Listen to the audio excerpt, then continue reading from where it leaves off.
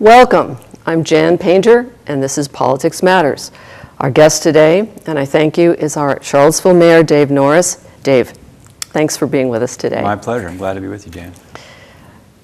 People are their principles, and politics should flow naturally from that, but it often doesn't.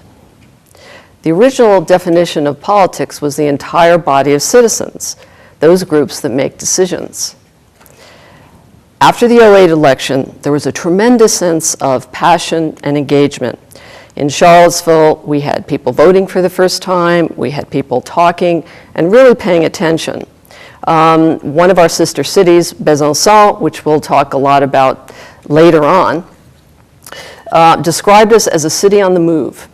And certainly we are that. We are, as the mayor said a little while ago, at the epicenter of a lot going on. After the inauguration, there was a renewed sense of community also. We felt it in DC, people who went up there. There was a tremendous sense of pride in the country, I think no matter which side of the aisle you were on. Then the recession hit hard. The market crashed, and it was followed, obviously, as everybody doesn't need to be told, an economic slowdown and a lot of discouragement. Now, Charlottesville is more fortunate than a lot of communities. We have roughly a 5.7% unemployment rate, which is the second lowest in the state after Northern Virginia.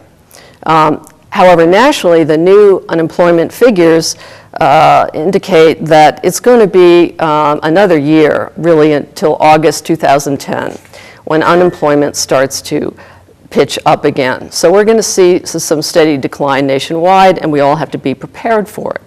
So one of the things we hope to do with this program is more than ever to get people to stay focused and moving forward with creative solutions.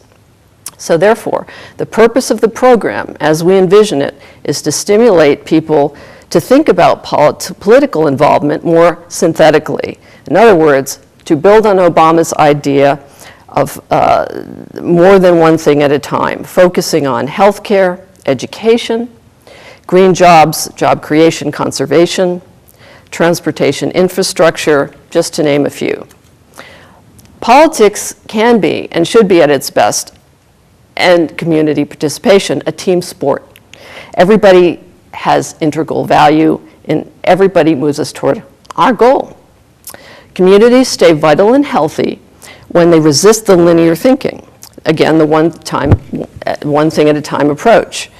So national, state, and local issues should be fully partnered concerns, not distant, unrelated issues. Or as my favorite UVA law professor, used to say, as we would sneak in from other departments, the most vital question for any citizen to ask is always, who cares? Does it matter? We feel more than ever before the answer is, yes, it does. We look forward to our guests discussing the ways in which the National Stimulus Program will advance all Virginia communities. In particular, we're interested in individuals' unique take on a full range of issues. As I said, green jobs, retraining for the unemployed, obviously no one needs to be told, updates on the bank bailout, strategies for energy conservation. We'll hear Dave talk more about that in a little while. Infrastructure updates for Virginia. Again, Charlottesville plays a part in that. And particularly town-to-town partnerships, what are called sister city initiatives, which is a way for both, hopefully in-state and internationally, for cities to help each other find solutions together. Aiding in commerce, conservation, and job recovery, the biggies. In upcoming broadcasts, we're going to take a look at the Virginia gubernatorial race between Creigh Deeds and Bob McDonnell. And we hope on the program to have politicians, community leaders, concerned citizens with a lifelong involvement in politics and public service. That could include people in the arts, writers, musicians, anybody and everybody that cares about politics.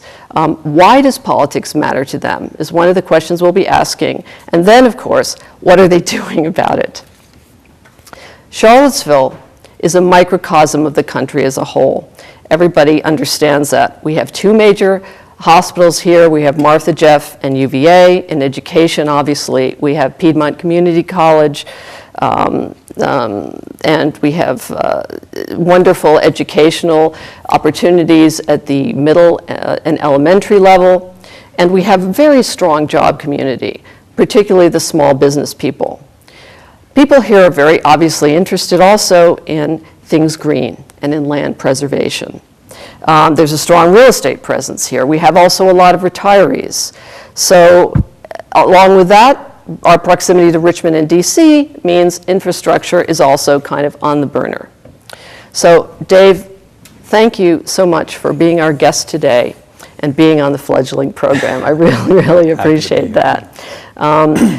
Very recently in the Daily Progress, you were written and described as a man who is known for finding solutions without hurting anyone, which I think is a marvelous description.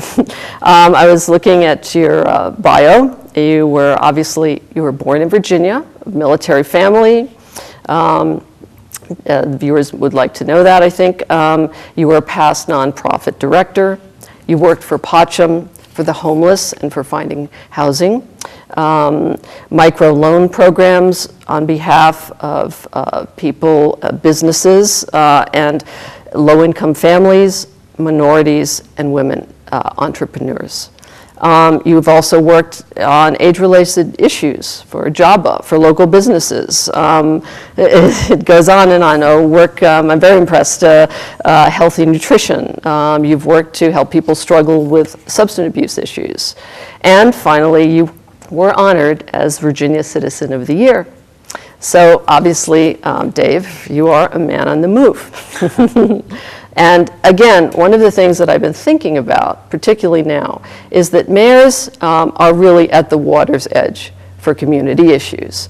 And a number of our citizens, I don't need to tell anyone, are underwater right now with respect to jobs and housing and the ability to get credit. Having said that, what do you see as some of the greatest challenges for our community in the city in terms of addressing those issues? And what is of particular concern to you now?